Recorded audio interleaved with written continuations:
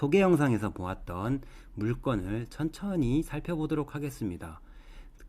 창원에 위치하고 있는 단독주택입니다. 토지는 87평입니다. 제법 넓습니다. 건평은 36평입니다. 그리고 경매의 원인은 공유물 분할을 위한 경매입니다. 감정가는 4억 7천에서 시작해서 유찰을 3번 한 이후에 59%의 낙찰을 받았습니다. 입찰자는 6명이었고 이때 당시 차순위 매수를 희망했던 사람은 2명이었습니다. 그리고 입찰을 마감하고 나서 법정에 나오니 입찰자 1명이 저에게 이 물건이 어떤 리스크가 있는지 알고 받았느냐라고 물어보았습니다. 그래서 저는 당연히 알고 받았다라고 했습니다. 왜 그런 말이 나오는지 이 사안을 살펴보도록 하겠습니다. 이 물건은 지금 선순위 가등기가 문제되는 사안입니다. 지금 등기부 등본을 정리한 내용을 보면 4분의 1을 갖다가 경매로 먼저 취득했던 사안이 있습니다. 4분의 1을 갖다가 경매로 취득을 하고 그 4분의 1 지분을 취득한 자가 공유물 분할을 위한 소송과 공유물 분할을 위한 경매를 진행했던 사안인데 정리된 것을 아예 보겠습니다.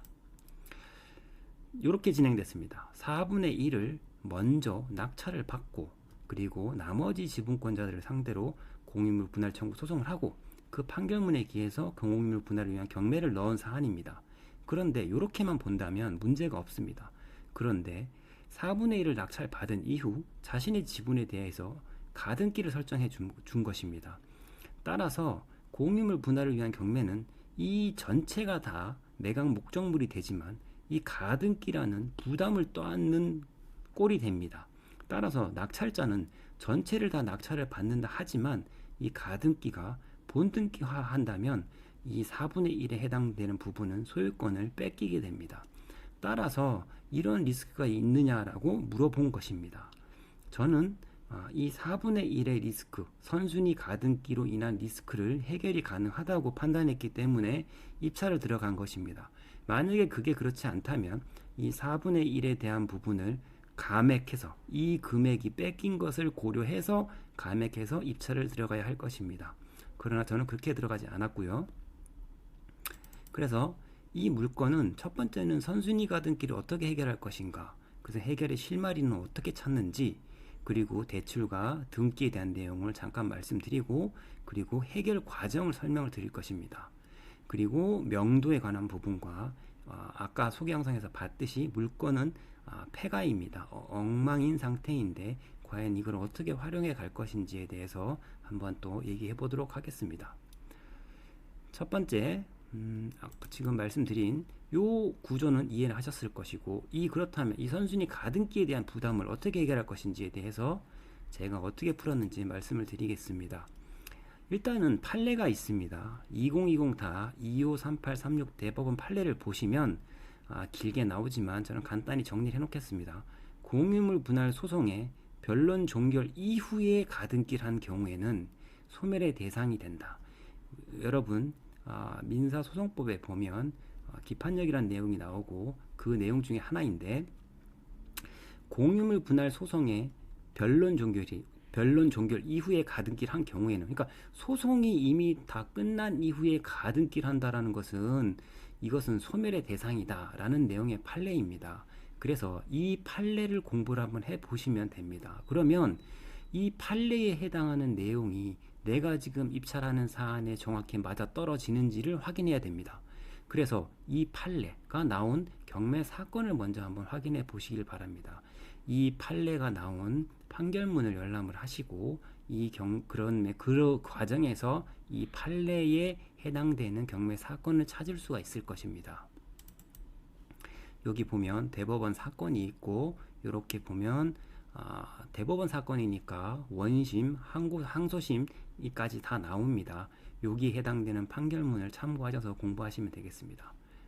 따라서 제가 지금 입찰했던 사안은 공유물 분할 소송, 그러니까 지금 내가 입찰했던 그 사안이 공유물 분할 소송의 변론 종결 이후에 가등기를 설정했는지 안 했는지를 확인해야 됩니다.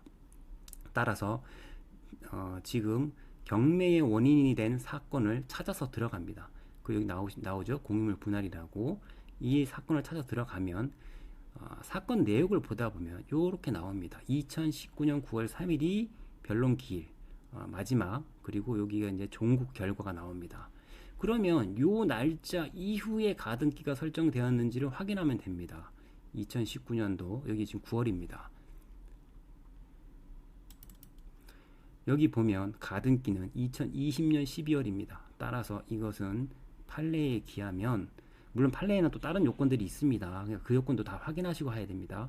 여기 보시면 요렇게 날짜가, 그러면 아까 얘기했던 그 소송의 변론 종결 이후, 판결이 난 이후에 지금 이미 가등기를 했습니다. 따라서 이 판례에 따르면 당연히 말소의 대상이라는 결론에 이르렀고, 따라서 저는 입찰을 한 것입니다. 여기까지 보셨고, 그리고 이제 낙찰을 받았고, 낙찰이 된 이후에 그 경매를 신청했던 자가 취하서를 제출한 게 보일 것입니다. 취하서를. 하지만 제가 낙찰이 되면 낙찰자의 동의가 있지 않은 이상은 취하를 하기가 불가능합니다. 저의 동의서가 들어가지 않으면. 그러면 취하가 아니라면 취소 절차가 가능한가? 취소 절차는 거의 불가능합니다. 그렇기 때문에 공유물 분할을 위한 경매는 낙찰이 되면 그 경매를 종료하기가 좀 어려운 부분이 있습니다. 그리고 나서 저는 제가 최고가 매수인으로서 의견서를 제출했는데, 이 의견서는 어떤 내용이냐면, 이러한 판례가 있기 때문에 말소의 대상에 해당된다. 그렇기 때문에 그 부분에 대해서 좀 확인을 해달라. 그래야지 대출이 해결이 되기 때문입니다. 왜냐하면 지금은 이 매각물권 명세서상에 그냥 인수된다라고만 되어 있기 때문에 이 부분에 대해서 재판부에서 이 판례를 인지하고 그 부분에 대해서 이해를 좀 해달라라고 좀 부탁을 했으나 재판부가 그걸 받아주지 않아서 결국에는 대출은 불가능했고, 일단은 잔금을 치렀습니다. 대출 없이. 그리고 창원지방법원은 조금 특이한 게 잔금 날짜가 확정, 그러니까 매각 허가 결정이 확정된 날로부터 3주밖에 안 되기 때문에 굉장히 좀 빠듯합니다. 그래서 일단은 잔금을 치렀고요. 그 다음은 이렇게 잔금을 치렀기 때문에 저당이나 이런 게 없는 상황이기 때문에 그냥 셀프 등기가 가능합니다. 오히려 셀프 등기가 그리 어렵지는 않습니다. 나중에 이 부분도 가능하다면 한번 내용을 다뤄보도록 하겠습니다. 등기를 하고 그 다음에 이제 소유권자가 되었기 때문에 이 선순위 가등기를 말소해야 됩니다. 그렇다면 먼저 해야 되는 부분은 이렇게 처분금지 가처분을 해야 됩니다. 가등기에 대해서 처분금지 가처분을 처분금지 가처분을 해 놓은 상태에서, 이때 당시에는 제가 전자소송으로 하지 않았습니다. 그러다 보니까 송달이 왔다 갔다, 보정을 통해서 할 때 송달이 왔다 갔다 하는데 시간이 걸린다라는 게 좀 문제가 돼서, 이 처분금지 가처분이 다 완료된 다음에는 가등기 말소 소송은 전자소송으로 진행을 하였습니다. 이렇게 전자소송으로 진행을 하였습니다. 전자소송이 훨씬 더 편합니다. 해보시면 여러분들. 그리고 아까 제가 명도 파트를 말씀을 드렸죠. 명도 파트도 이렇게 인도 명령을 전자소송으로 처리를 했습니다. 그 명도 소송의 상대방은 여기 임차인, 아까 전에 소개 영상에서 봤지만 점유자는 고향입니다. 아무도 살고 있지 않습니다. 하지만 전입이 이렇게 임무시로 남아있기 때문에 임무시를 상대로 인도명령 신청을 했고, 물론 송달이 안 됐기 때문에 공지송달로 마무리가 됐습니다. 따라서 이렇게까지가 정리된 게 현재 상황이고, 그 다음에는 이제 이 폐가를 어떻게 활용할 것인가에 대한 부분을 연구를 해야 되는데, 저는 이 주택으로 갖고 있는 게 부담스러웠습니다. 주택수에 포함되는 게. 따라서 일단은 이거를 근생으로 변경을 하려고 했습니다.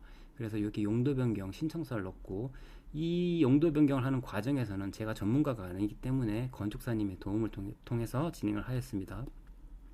너무나 오래된 그 주택이기 때문에 설계도도 없었기 때문에 설계도도 새로 작성하고, 이 파트는 건축사님이 맡아서 해주셨고, 그 다음에 이제 이 정화조가 문제가 됐기 때문에 이 정화조 공사도 마무리하였습니다. 정화조 공사까지. 그리고 나니까 이렇게 근생으로 지금 바뀌어 있는 상황입니다. 주택에서 이렇게 바꾸는 이유 중에 또 하나는 혹시나 만약에 단기 처분을 한다 하더라도 단기 처분에 대한 세금도 좀 고려를 하였습니다. 이 물건은 요렇게 위치하고 있습니다. 요렇게 위치하고 있고, 아까 보셨듯이 나무가 이쪽에 되게 무성하고요. 과연 이 물건을 어떻게 사용할지에 대해서 고민을 많이 했는데, 아까 소개 영상에서 봤듯이 공원을 여기에 조성하고 있습니다. 제가 받은 물건은 여기고 공원이 이쪽에 있습니다. 따라서 이런 부분까지도 고려를 하고 입찰을 했습니다.